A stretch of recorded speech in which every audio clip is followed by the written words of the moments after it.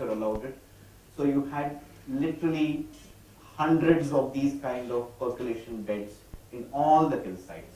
So some of the analysis helped us understand this. So it meant you would clear the scrub there, do a little desilting and things like that. This was basically to test our own theories of how the city managed to survive. So essentially it meant that every little suburb, as we call it, which meant it would hold between 20 to 50,000 people, not in this centralized 6 lakh people kind of thing, will always be nestled within a valley. The valley in this case was, if you remember me showing it earlier, was the less desirable part of the valley, which means the more desirable part of the valley was kept for agriculture. The less desirable part was still surrounded by these very, very steep rocky hillsides, which had a lot of these kind of not built, but just open areas which were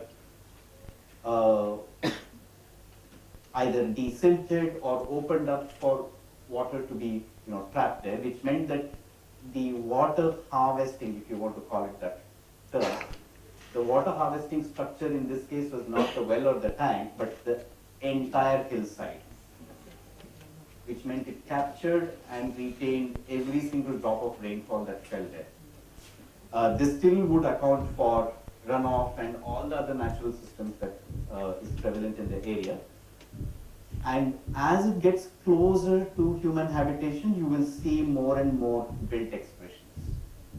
In the actual conservation areas, there are no built expressions, which would ultimately come, of course, in a ceremonial tank, because that is the ultimate expression of not just the system, but also one way to ensure that you do not muck up with the system on your own, because it is all community property. Typically, this is the process of the ASI's way of working. It's really fascinating to see because it's usually done by these women. Of course, it goes without saying that most of them are illiterate. They have their own system of marking these stones. There are no new construction, no cement, no new material of any sort that is used. But they have their own way to figure out and remember where it originally came from and how to put it back. So sites like this, the date line is on the top left, would mean that this kind of excavated area would get built up like this temple Kulkarni. This is typically what architectural conservation is all about, right? You revive the structure for what it is. For us, it was not the architectural conservation, but the natural system itself, how do you revive it? So while this was being done, we were also working with, the ASI was redoing, let's say, the silted over areas, clearing vegetation and things like that in the hillsides. And strangely enough, this is one case where green cover is not considered good. You have a lot of green cover happening on the hills, it's not a good sign, which means it's blocking off all the water passages. So for a year, nothing happened. It just remained as it is. After the second year, the Kulkarni was reactivated. And the idea of doing this, other than the heritage, was also the immense understanding that one can create from built systems to the larger natural systems. It remains that way. Hopefully it will remain that way, provided equal amount of maintenance goes into the hillsides and things. So it was very important for us to take this learning. This is part of, let's say, an extended college studio program that we did for 10 years. But how do you look at it in a way that you can apply it to contemporary society? Because a lot of times when we talk of heritage and all, it's fine to write a great book, publish a paper, win an award, but that's about it. The idea is not limited to seeing what it was 500 years ago and simply say, oh, they were all very nice and great people. The idea is to say, how do you use that knowledge in present day systems?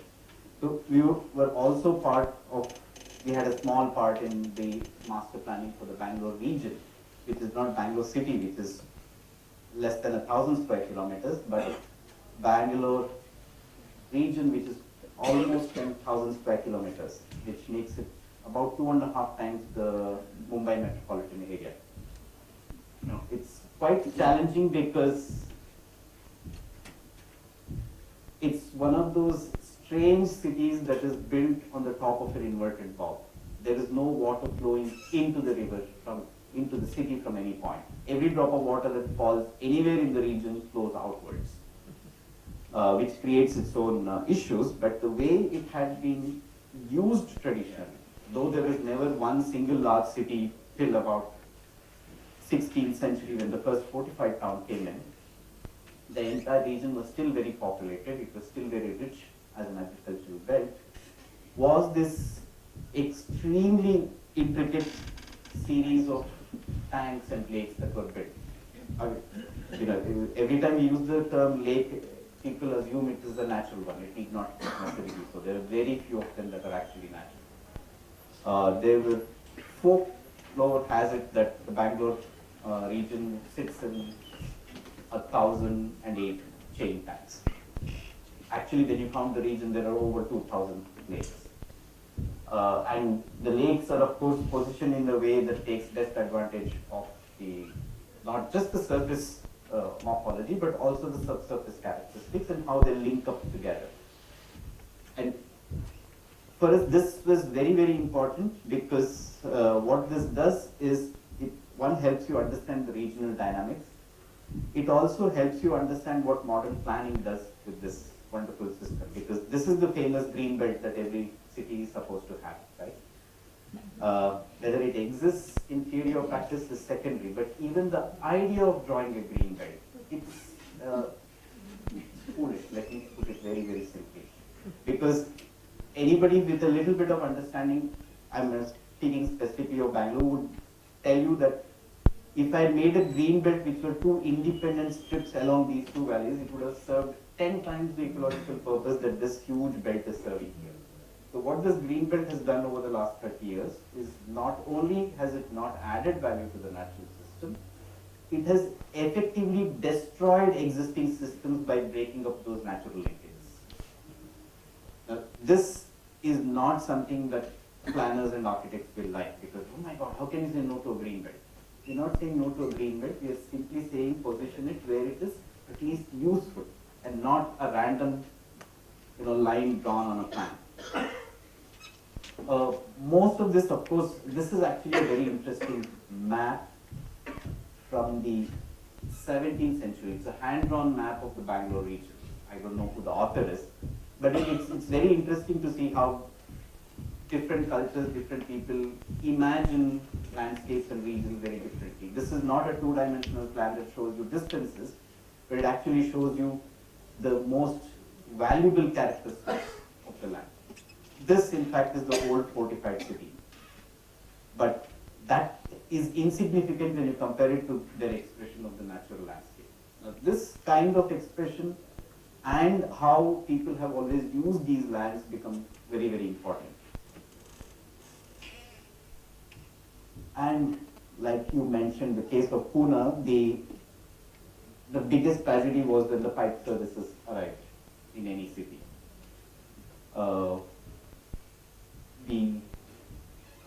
Within the Bangalore municipal area, not even the metropolitan area, till 1960 there were about 280 lakes. With the huge progress we have made as humans, now we have reduced it to 30. That's a loss of 80% directly.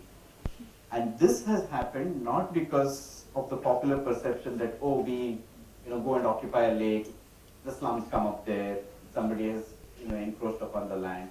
Not at all. In fact, it's always the reverse, because it's these larger systems which meant that not only are you bringing water from 100 kilometers away, we also bring it from 600 meters below our city, which is very nice for the Bangalore Water Supply Board, because it makes it the single largest consumer of electricity in the state. So if there is no rain in the Western Ghats, which is where our hydroelectric projects are, which gives us the power, we don't get water in Bangalore, not because there is no water in the river Kaveri, but because there is no power 200 kilometers away. So this really brings home the point of this idea of footprint. How large should your footprint be? And Of course, there are lots and lots of programs that identify these natural areas. Lakes are important, so they're protected and things. So one of the exercises we did was to actually map the status of the lakes and the reasons for their death, because different lakes die for different reasons. In this case, for example, the new highway says this is a protected lake, but within a matter of 10 years after Google has come up, it's completely gone because you have either killed the watershed or diverted the feeder canals or whatever. More importantly, what this does not recognize, modern or our current planning thought, is how do we even value our natural resources? Because if there is a natural resource, let's say in this case it's a lake, it could be a hill, it could be anything else, you draw a thick line around it and say conservation area or buffer area, right? Now, that is done for individual systems, which means that the in-between land can go to hell. Nobody cares about it. The linkage, whether it is the surface or the subsurface linkage, is never recognized. So, in terms of, and also a lot of talk we hear about beautification of water systems. Could be the Bada Talab in Bhopal, could be the Sabarmati, could be anything else. Where these are great real estate opportunities to present your city as this as nice, clean. But what they invariably do is none of them actually look at the larger systems. None of them look at the reason that the lake existed in the first place or why it should continue to exist. So you would simply, let's say, put a jogging track and maybe a very nice entrance archway, maybe a children's play area, but that's about it. It has nothing to do with the lake system itself. What is even more interesting, and this study we did across many cities in India, though the data comes from Bangalore, is one of the most interesting results of pipe water system happens to be not depletion of water somewhere else, but the increased incidence of urban flooding. Mumbai is a great example, so is Bangalore, so is 50 other cities across the country. Every time it rains, it can rain for half an hour and then you have flooding. Why does this happen? And there is no single answer. I mean, why it would happen in Indore would be very different from Bangalore, but essentially what this does is you have compromised the natural capacity of that land to handle water, which means if there was 1,000 units of water falling on the region of Bangalore, it continues to fall that way. It may become 900, it may become 1,200, but the same water is falling. But you are completely ignoring that 1,000 units that's falling. You are pumping in another 1,000 units from somewhere else. So the same piece of land, which was supposed to handle 1,000 units, now has to handle 2,000 units. Plus, you have effectively destroyed the natural capacity by not looking at valleys or lakes or whatever else that system was. Which means every single city, Surat is a classic example. Every year it has floods, not because of the release of water from Uday Dam or increase in the water level in Tapi. It's because they have closed all the khadis in the inner city, which were actually the capillary systems that would take this excess water. Because you have closed it, that is what is causing the flooding. And now I hear they have another beautiful riverfront project coming up in Surat. So maybe that will solve the flooding problem. So essentially, the linkage is not just about the surface water alone, about managing water or creating rainwater harvesting tanks in every society. It's about its linkage with the aquifer, the impact of the health of the aquifer on the larger system. What does it do to microclimate? What does it do to dust? What does it do to 50 other aspects which we take for granted in cities? And this can be actually established. This we did establish for the Bangalore case.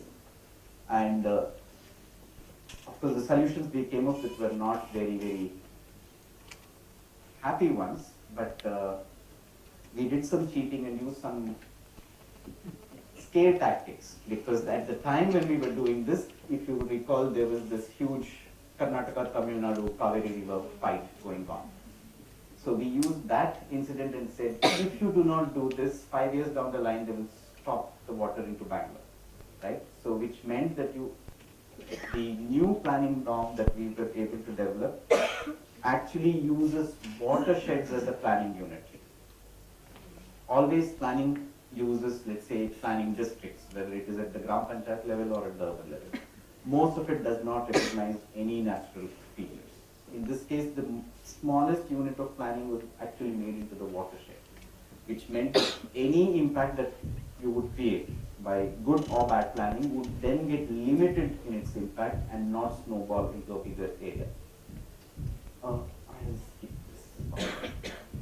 So if we were to actually, like the learning that we saw in Hampi or the application that we are looking at for Bangalore case, if you actually look at the natural resource of water as central to the idea of all development, I'm not even using the term planning or agriculture or anything.